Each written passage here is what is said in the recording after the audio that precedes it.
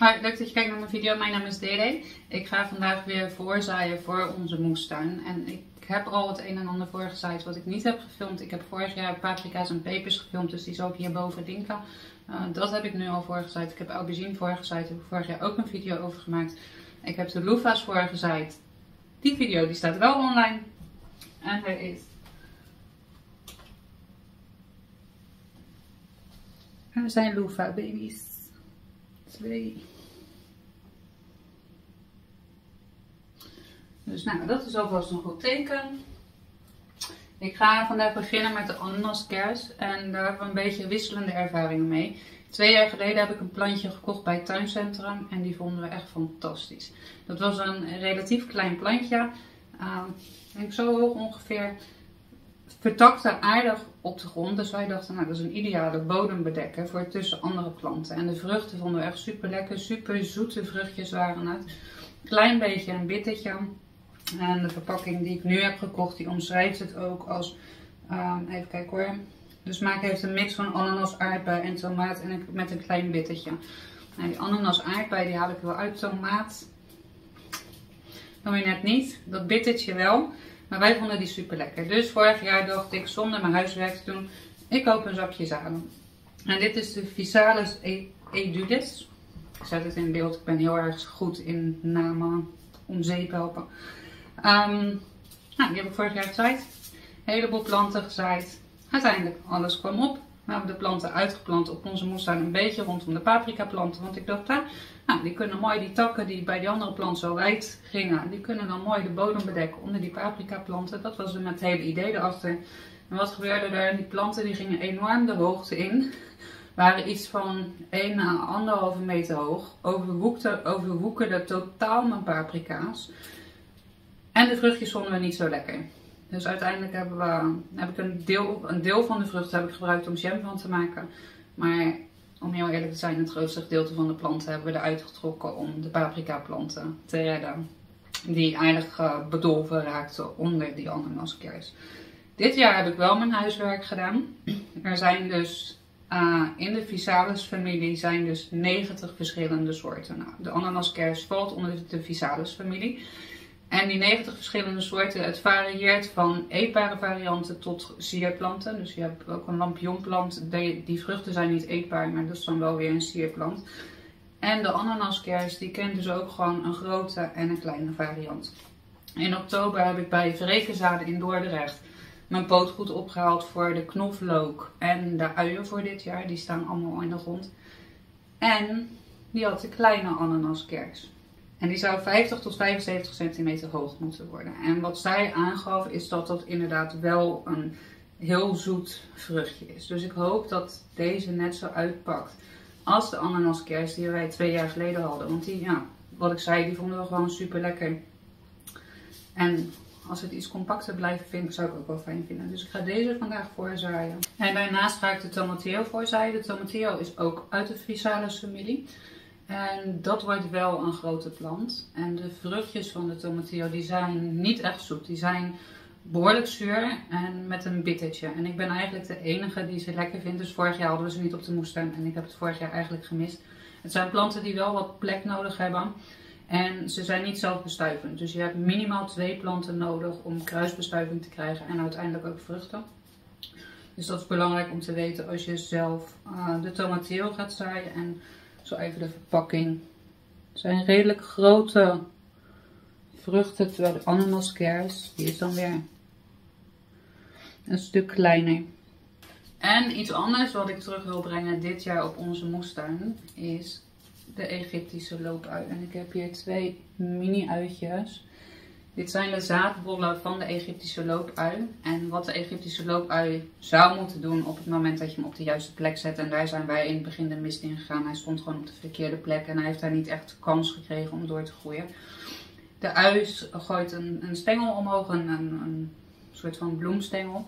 Op het uiteinde doet hij deze uitjes maken. En in principe, dat blad zou moeten omvallen. Deze uitjes raken de grond. Deze groeien in de grond uit tot een grote ui, krijgt weer een bloemstengel. En op zo'n manier zou die door je moestuin moeten lopen. En heb je eigenlijk een een eeuwig levende ui op je moestuin. Nou, dat leek me een paar jaar geleden heel erg leuk. Maar zoals ik zei, we hebben hem op de verkeerde plek gezet. En uiteindelijk is alles een beetje verdwenen. En ik kwam dus nog dit tegen. En ze zijn nog niet heel erg uitgedroogd. Dus ik ga deze in een potje planten. Gewoon zodat ik zeker weet waar mijn loopuien zijn. En dan gaan we daar een mooi plekje op de moestuin voor zoeken. Waar ze gewoon permanent hopelijk kunnen staan. Als deze trouwens uitgeplant zijn. Want je kan ze ook gewoon van de plant afhalen en uitplanten. Dan kan je de grote ui, die kan je oogsten. En gebruiken als ui. Heel logisch. Goed, deze zaden die gaan mijn zadenbox in. Die kan je gratis bestellen op mijn website. Dus ik zal een linkje naar de gratis zadenbox doen. Misschien is er iemand anders die dit wil proberen. Het waren redelijk zure vruchtjes. Nou, als je van zuur houdt, succes ermee. Ik ga er ook een aantal zaaien voor thuis. En de zaden zijn echt inimini. Ik weet niet eens of ik het... Ja... Zijn echt heel klein. Dus, die gaan we niet te diep zaaien. Gaan we gewoon alleen maar afdekken met een klein beetje aarde. Ik gebruik voor het voorzaaien eigenlijk altijd potgrond. Ik heb daar nog nooit problemen mee gehad. Als ik van die kleine zaadjes zoals dit heb, dan haal ik wel de grote stukken eruit. En het enige wat ik hier eigenlijk mee doe is zo'n beetje aandrukken en een heel klein beetje grond eroverheen.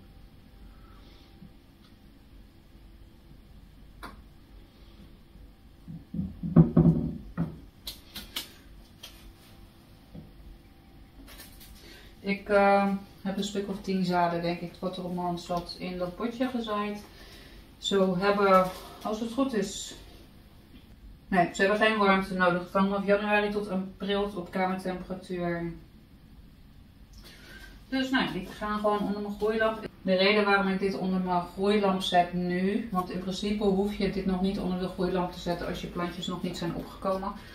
Zodra ze opkomen is het fijn om ze onder de groeilamp te zetten of zo zonnig mogelijk. Ik heb hier ook een stelling staan waar ik de plantjes die wat groter zijn in kwijt kan.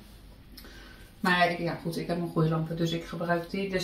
Er zijn 2 loefa's opgekomen dus die staan al onder de groeilampen. Dus mijn groeilampen staan toch aan. Dan kan ik het er net zo goed bij schuiven. Nu heb ik nog plek. En als ze dan opkomen hoef ik het niet meer te verplaatsen. Ik gebruik een stukje schilderstape om het potje te labelen. Ik gebruik normaal ijslollystokjes, maar ik heb de zak op de tuin laten liggen. Dus daar heb ik niks aan, maar dit werkt ook. En die plakken we.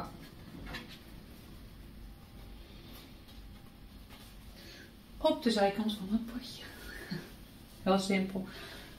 Dan geef ik straks daar nog een beetje water.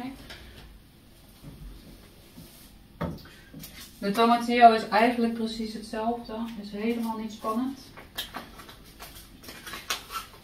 Die zaden zijn ietsjes groter, maar niet veel. Ik zaai altijd meer dan dat ik nodig heb als de plantjes doodgaan. Of ik heb rouwvliegjes hier, dus dat is niet heel erg positief. Kan je het zien? Yes, zo is het wel te zien, toch?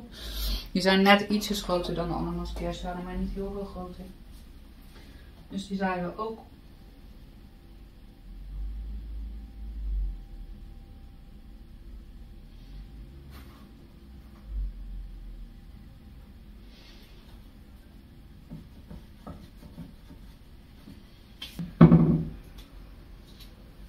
Ik ben benieuwd, wat hebben jullie allemaal gezaaid? En ook daar weer een grote plakker op.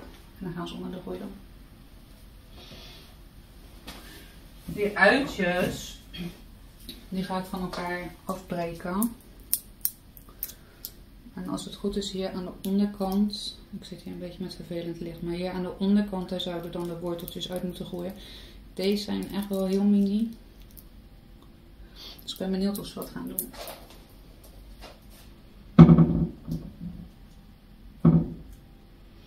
Ik doe ze gewoon met z'n vieren in een potje, denk ik maar. En als ze opkomen, dan kan ik ze altijd nog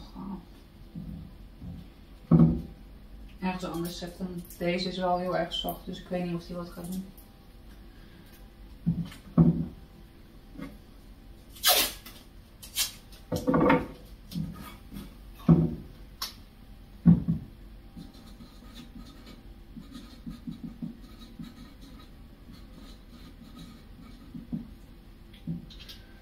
En ook hier voor gewoon potgrond, gewoon simpele potgrond.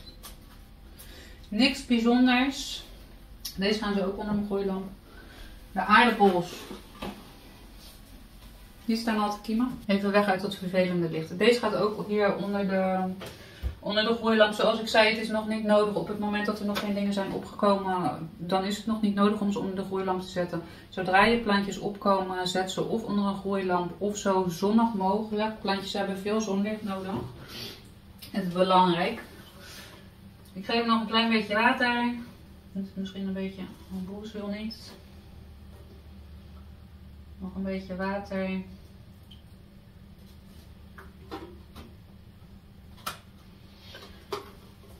En dan hebben we dat ook weer gedaan. Afgelopen weekend zijn we op de tuin geweest. Daar heb ik nog radijs, doperwten en wat heb ik nog meer gezaaid? Ik had radijs, doperwten en spinazie heb ik gezaaid. Alleen ik had een hele mooie moestuintour samen met Chase gemaakt, maar we hebben gefilmd zonder geluid. Dus dat wordt geen video. Ik plak hierna ik nog even het rondje wat we hadden gedaan over de moestuin. Zodat jullie in ieder geval kunnen zien hoe de moestuin er in februari uitzag. Dat was hem voor deze video. Ik wil je bedanken voor het kijken. Ik wens je voor nu een hele mooie en hele fijne dag. En tot de volgende video. Doei doei.